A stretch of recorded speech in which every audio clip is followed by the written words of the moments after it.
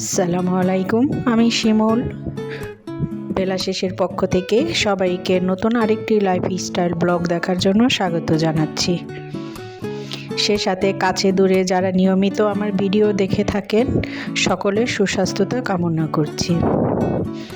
আজ সকাল থেকে দুপুর পর্যন্ত আমি কি কাজ করলাম সেগুলোই আপনাদের সাথে শেয়ার করব। তো চলুন আমার সাথে। যেহেতু প্রতিদিনই সপ্তাহে 5 দিন আমার খুব ভোর সকালে উঠতে হয়, সেটা আপনারা যারা আমার ভিডিও দেখেন তারা জানেন যে ছেলেকে খুব ভোর সকালে কলেজে যেতে হয়, তাই সে সাথে কিন্তু আমাদেরও উঠে পড়তে হয়। আর প্রতিদিনের মতো আজও কিন্তু আমি খুব সকালে উঠেছি। ঘুম থেকে উঠে রাতে যে কিছু থালাবাটি ছিল সেগুলো আমি আগে ধুয়ে নিচ্ছি। সেগুলো ধোয়ার পরে নাস্তা বানানোর জন্য প্রস্তুতি নিচ্ছিলাম।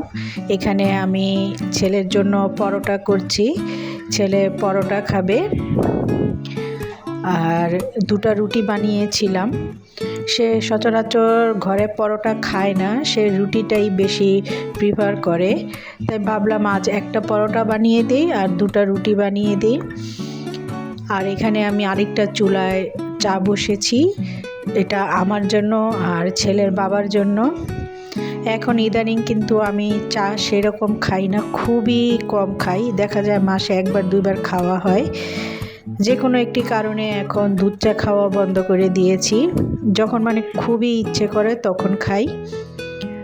আর এই তো এখানে দেখতে পাচ্ছেন আমি পরোটাটা খুব লাল করে ভেজে নিয়েছি। আর এই যে ছেলে কিন্তু অলরেডি তাকে নাস্তা দিয়ে দিয়েছিলাম, তার খাওয়া প্রায় শেষ।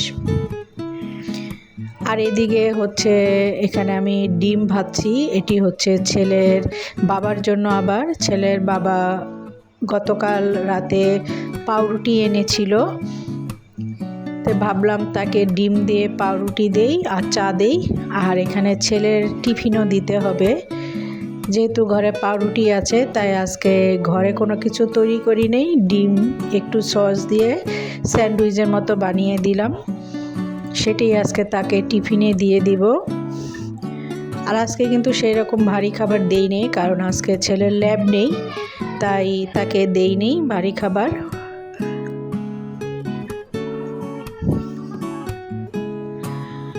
আর এই তো ছেলের টিফিন বক্সে দিয়ে দিলাম ছেলের বাবার কাছে। সে এখন টিফিন বক্সটা একটু ভিজা ছিল, সে একটি গামছা দিয়ে মুছে তারপরে বক্সটি ছেলের ব্যাগেই রাখবে। আর এই তো ছেলে যাওয়ার জন্য অলরেডি প্রস্তুত হয়ে গিয়েছে। আর এখানে আজকে একটু দেরি হয়ে গিয়েছে, ছেলের বাবাকে ও নাস্তা দিয়ে দিলাম। সে খুব জিদ করছে যে লেট হয়ে গেছে, এজন্য তাকে এখন নাস্তা খাওয়ার সময় নেই। এর উপর আবার চা দিয়েছি, এখন সে বকাবকি করছে যে এখন কি চা খাওয়ার সময় না, কেমনি লেট হয়ে গিয়েছে। আপনারা দেখতে পাচ্ছেন যে সে দাঁড়িয়ে দাঁড়িয়ে খাচ্ছে, একেবারেই নাস্তা খাবে না, জিদ দেখাচ্ছে যে লেট হয়ে যাচ্ছে। তাই আমি ভাবলাম যে নাস্তা দিয়েছি, একটা হলেও খেয়ে যেতে বললাম। আর চাটা দেওয়ার পর সে আরও বেশি রাগ করছে, তার কিছু বললাম না। আর এখানে ছেলের জন্য আমি আগের দিন রাত্রি ট্যাঙের শরবত করে রেখেছিলাম, সেটাও দিয়ে দিলাম। ছেলে মাঝে মাঝে টিফিনে শরবত বা জুস জাতীয় কিছু দিলে সে সেটা খেতে খুবই পছন্দ করে। আর এই তো ছেলের বাবা রেডি হয়ে গিয়েছে প্রায়, এখন তারা বের হয়ে যাবে।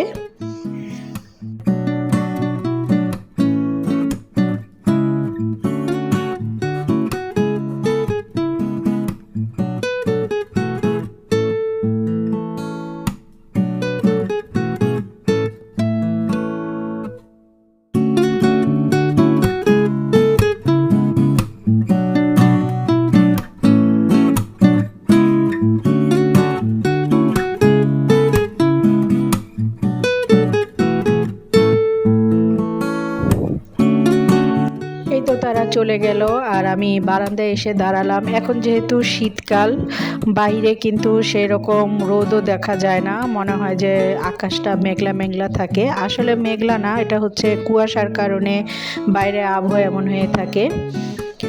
আর এখানে ছেলের বাবা যে রুটিটা খায়নি সেটাই আমি খেয়ে নিচ্ছি, সেটা দিয়ে আমি নাস্তা করে ফেলেছি। এখানে যে রুটি আর ডিমটা ভেজেছিলাম, আমার কিন্তু পাউরুটিটা সবসময় আমরা খাই না, মানে খুবই কম আনা হয় ঘরে। ম্যাক্সিমাম সময় কিন্তু আমি ঘরেই নাস্তা বানিয়ে থাকি, কখনো রুটি বানাই, কখনো খিচুড়ি করি, বা ঠান্ডা ভাত থাকলে তরকারি থাকলে ডিম ভেজে দিই। আর আমাদের বাইরের নাস্তা খাওয়া হয় খুবই কম। আর বাইরে নাস্তা খেলে আমার মনে হয় যে আমার পেট ভরে না, আর খেয়েও আমি সেরকম মজা পাই না। কিন্তু যখন দেখি একদম শরীর খুবই খারাপ লাগে বা ঘরে আটা কিছু শেষ হয়ে গিয়েছে, তখন বাধ্য হয়ে নাস্তা কিনে আনাই। আর এই তো চাটা আমি আবার গরম করে নিলাম। বাবুর বাবাকে যে চাটা দিয়েছিলাম সে তো আর খাইনি, সেটাই আমি গরম করে এই পাউরুটি দিয়ে খেয়ে নিচ্ছি। আর খাওয়ার পরে আমি একটু রেস্ট নেই, কারণ আমার একটু আধা ঘন্টা হলেও শুতে হয়, নলে আমার শরীর খুবই খারাপ লাগে। আর এখন তো যেহেতু আমি আপনাদের আগেই বলেছিলাম আমার প্রেশারের সমস্যা, থাইরয়েডের সমস্যা, আমি থাইরয়েডের ওষুধটা খাই, কিন্তু প্রেশারের ওষুধটা আমি কন্টিনিউ করছি না। তাই শরীরটা দিনে দিনে খুবই খারাপ হয়ে গেছে, প্রতিনিয়তই মাথা ঘুরায়। আর এই তো আমি একটু রেস্ট নিয়ে দুপুরে রান্নার জন্য প্রস্তুতি নিচ্ছি। এখানে আমি আজকে রান্না করেছিলাম লাউ ডাল। আর ডাল রান্না করতে গিয়ে দেখি যে ঘরে ধনিয়া পাতা নাই, তা আমার বারান্দায় একটা টবে আমি ধনিয়া পাতার কিছু গোড়া লাগিয়েছিলাম, দেখলাম সেখানে বেশ কিছু পাতা হয়েছে, ভাবলাম সে পাতাটা ছিঁড়ে এনে ডালে দিয়ে দেই। আর এভাবে কিন্তু ধনিয়া পাতা গাছগুলো লাগালে মাঝে মাঝে অনেক উপকার হয়, ঘরে না থাকলে সেটা দিয়েই চালিয়ে নেওয়া যায়। আর এখানে রান্না করছি মুরগির রোস্ট, ছেলে এটা খুবই পছন্দ করে। তো আজকে ডাল আর রোস্ট রান্না করছি, সাথে কিন্তু আমি একটা ভাজিও করেছিলাম, সেটা আপনাদের সাথে আমি শেয়ার করিনি। আর এই রান্না শেষ করে তারপর আমি চুলা জ্বালিয়ে মরিচ পুড়িয়ে নিচ্ছি। আমি বেল ভর্তা বানাবো। বেলটা বেশ কয়েকদিন হয়েছে এনেছে, মানে সেভাবে খাওয়া হয়নি, তাই বেলটা ভাবলাম যে যেহেতু দুপুরের টাইম, কিন্তু দেখবেন যে ভর্তা এগুলো খেতে খুবই ভালো লাগে। আর এখানে আমি বেলটা ফাটিয়ে নিচ্ছি। বেলটা ফাটানোর পর দেখলাম বেশি ভালো না, মানে কি রকম যেন সেদ্ধ। ওই 4টা বেলের ভিতরে মাত্র একটা বেলই একটু পাকা বের হয়েছে, আর বাকিগুলো যেন কি রকম, মানে একদম ভালো না। আর এগুলো তো আর ফেলা যায় না, যেহেতু একটা বেলের দাম অনেক টাকা, 40-50 টাকা করে নেয়। তাই বেশি করে মরিচ, তারপরে বিট লবণ, মরিচের গুঁড়া, ধনিয়া পাতা, চিনি দিয়ে আমি খুব মজা করে বেলের ভর্তাটা বানিয়েছিলাম। আর খেতে কিন্তু খুবই দারুণ হয়েছে। আমি খাওয়ার পর ছেলের জন্য কিছুটা রেখেছিলাম, কারণ ছেলেও কিন্তু এটা খুবই পছন্দ করে।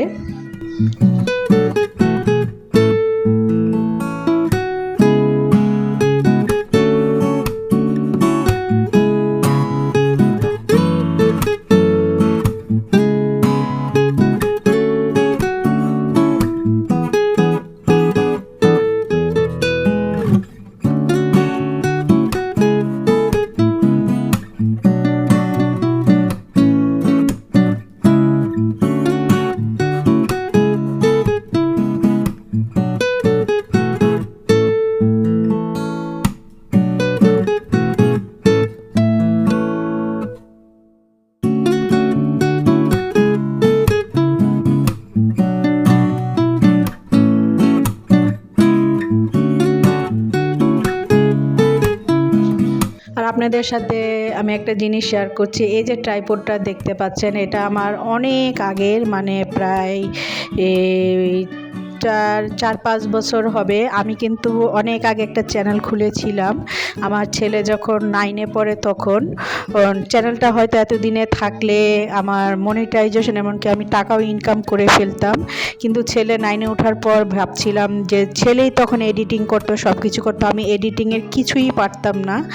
তাই ভাবলাম ছেলে পড়ালেখার খুবই মানে সমস্যা হবে, তাই আমি চ্যানেলটা একবারে ডিলিট করে দেই, কিন্তু ছেলে না করেছিল। আমার বোন আছে, তারও কিন্তু একটি চ্যানেল আছে, সেও না করেছিল যে চ্যানেলটা ডিলিট করার দরকার নেই, যেভাবে আছে সেভাবেই থাক, কিন্তু আমি কথা শুনিনি, পুরো চ্যানেলটাই ডিলিট করে দিয়েছি। এখন খুবই আফসোস হচ্ছে যে চ্যানেলটা যদি থাকতো আজকে আমি সেই চ্যানেল থেকে ইনকাম করতাম।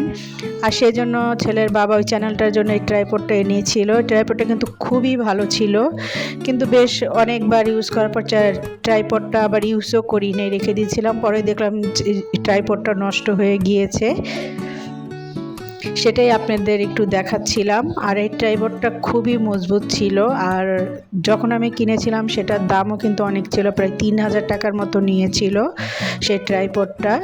এখনও কিন্তু ট্রাইপডটা রেখে দিয়েছি, মানে সেটা কিছুটা নষ্ট হয়ে গেছে, মানে সেটা উপরে যে মাথাটা সেটা ঢিলা হয়ে গিয়েছিল, সেখানে মোবাইল রাখলে মোবাইলটা হয়তো পড়ে যাওয়ার সম্ভাবনা আছে, তাই এটা এখন আমি ইউজ করি না। নতুন যে একটা কিনেছি সেটা তো আপনাদের সাথে ভিডিওতে আমি শেয়ারই করেছি। আজকে যদি ভিডিওটা ভালো লেগে থাকে অবশ্যই একটি লাইক দিবেন, আর যারা সাবস্ক্রাইব করেননি চ্যানেলটা সাবস্ক্রাইব করে দিবেন। আর আপনাদের সাথে একটা কথা বলে, আপনারা অনেকে আছেন আমার চ্যানেলটা সাবস্ক্রাইব করে আবার আনসাবস্ক্রাইব করে দিচ্ছেন, এটা দয়া করে করবেন না। যদি আপনাদের সাবস্ক্রাইব করতে ইচ্ছে না করে তাহলে করবেন না, কিন্তু সাবস্ক্রাইব করে সেটা আবার কেটে দিচ্ছেন, মানে সেটা খুবই কষ্ট লাগে। এতদিনে কিন্তু আমার অনেক সাবস্ক্রাইব হয়ে যেত, কিন্তু দেখা যাচ্ছে আপনারা করে আবার সেটা আনসাবস্ক্রাইব করে দিচ্ছেন। আমি কিন্তু সবাইকে সাবস্ক্রাইব করে দিই যারা আমার চ্যানেলে এসে কমেন্ট করেন, আমি কখনো তাদের আনসাবস্ক্রাইব করিনি।